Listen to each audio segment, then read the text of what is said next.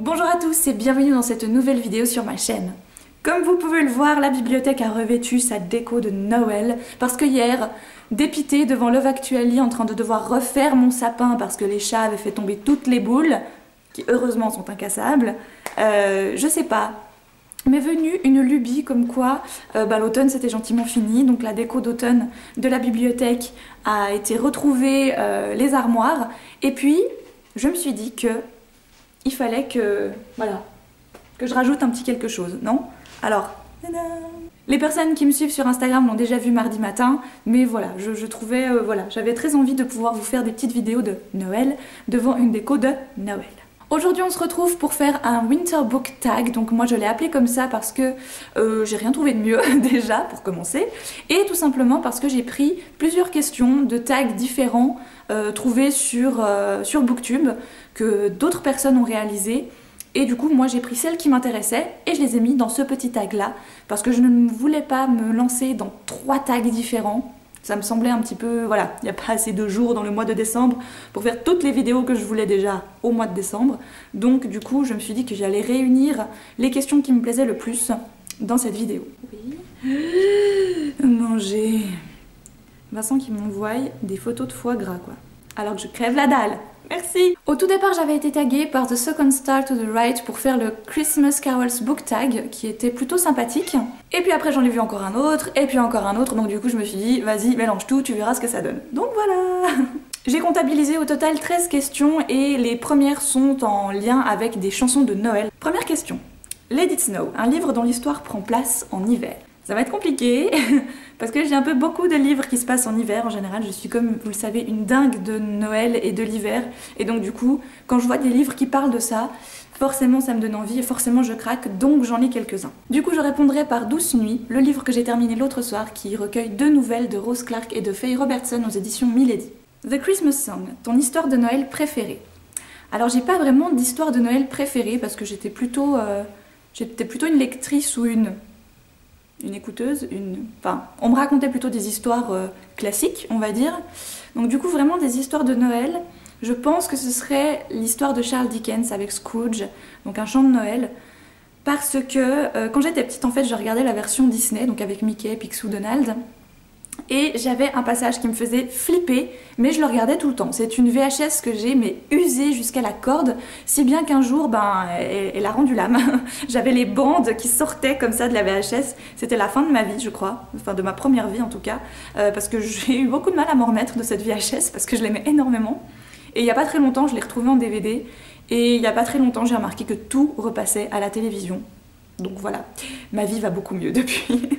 En grandissant, du coup, je me suis acheté le livre original, Un chant de Noël de Charles Dickens, aux éditions Folio Junior. Donc voilà, c'est l'histoire de Scrooge, qui est un vilain monsieur qui ne donne jamais rien, et il a ses fantômes du passé, du présent et du futur qui viennent le hanter pour lui dire que c'est mal ce qu'il fait. Voilà, donc je trouve que c'est une jolie histoire en plus. Elle fout un petit peu les boules d'ailleurs, mais voilà. Silent Night, ton classique préféré?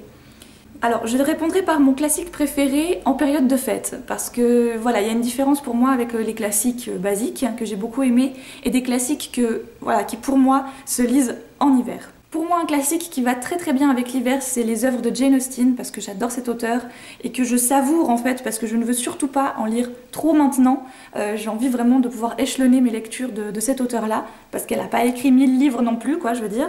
Ça va être compliqué pour elle d'en réécrire, hein, on est d'accord. Mais je pense que pendant les fêtes, je relirai avec beaucoup de plaisir Orgueil et Préjugés, par exemple, ou d'autres que je n'ai pas encore lus. Baby It's Cold Outside, ton couple, ta romance préférée. Donc mon couple préféré, ça, hiver, automne, été, tout ce que tu veux, je m'en fiche. Ça restera à jamais Hermione et Ron dans Harry Potter, voilà, ça, vous le savez maintenant. Mais ma romance préférée, elle a quand même un lien avec l'hiver et c'est une des premières que j'ai vraiment adorée à ce point-là. C'est le 3e tome de la série de la Ronde des Saisons de Lisa Kleypas, Un diable en hiver. C'est sur mon couple préféré de la saga, Evangeline et Lord Sebastian. En plus ça se passe en hiver. The most wonderful time of the year, ta tradition de Noël préférée. Je pense que c'est faire le sapin avec ma maman, parce que quand j'étais petite, en fait, on se prenait un après-midi où on était toutes les deux et où on faisait le sapin en buvant du thé, en regardant, en écoutant les chansons Disney, parce que j'ai toujours d'ailleurs un vieux CD avec toutes les chansons Disney. Ça s'arrêtait à Hercule, donc il faut dire qu'il a quelques années quand même. Et voilà, on chantait les chansons Disney, on décorait notre sapin, on buvait du thé. Et puis après, je pense que ma deuxième tradition préférée quand même, c'est le repas du 24 au soir, parce que le 24 décembre, depuis toute petite, je le fais que avec mon papa et ma maman, comme je suis fille unique.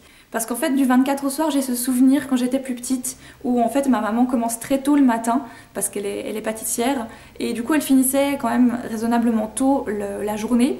Et donc elle rentrait, elle se reposait, elle allait faire une sieste, et en attendant, mon père préparait le repas du soir en chantant comme une casserole. Ça vaut de l'or. Écoutez mon père chanter, ça vaut de l'or.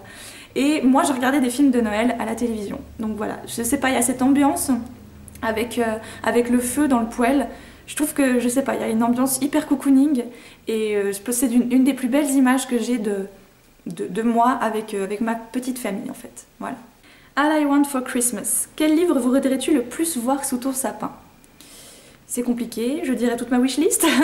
Non, je pense que ceux que j'aimerais le plus retrouver sous le sapin cette année, il y a le 3e tome de la BD Les Carnets de Cerises parce qu'il se passe en hiver. Je l'ai exprès pas acheté lors de sa sortie parce que voilà, je donnais des pistes à Vincent, donc je me suis retenue. Et je dirais, parce que je viens de terminer le 1er tome et que j'ai adoré Le Pays des Contes de Chris Colfer, mais le tome 2, parce que voilà, j'ai adoré ce 1er tome. Et du coup, avoir la suite dans ma palle serait forcément nécessaire au bout d'un moment, donc l'avoir sous le sapin, ça me ferait plaisir aussi. Santa Claus is coming to town. Quel personnage serait en haut de ta liste des méchants et des gentils? Ouh, des méchants... Des méchants, je pense que je dirais Joffrey de Game of Thrones, parce que je peux vraiment, vraiment pas le saquer. Ça, je pense que ce serait ma top liste des méchants. À peu près, avec d'autres personnages bien sûr, mais ce serait ma top liste. Et des gentils... Je regarde la bibliothèque pour me donner des idées. Des gentils, je dirais... Qui est totalement gentil? Personne n'est totalement gentil. Je dirais Charlie dans le monde de Charlie, parce que lui, il est vraiment gentil. Il est méchant de temps en temps, mais il le fait tellement pas exprès que du coup, voilà, je dirais que le plus gentil de tous, c'est Charlie. Trouve une couverture avec du bleu dessus. Facile. J'en ai beaucoup trop.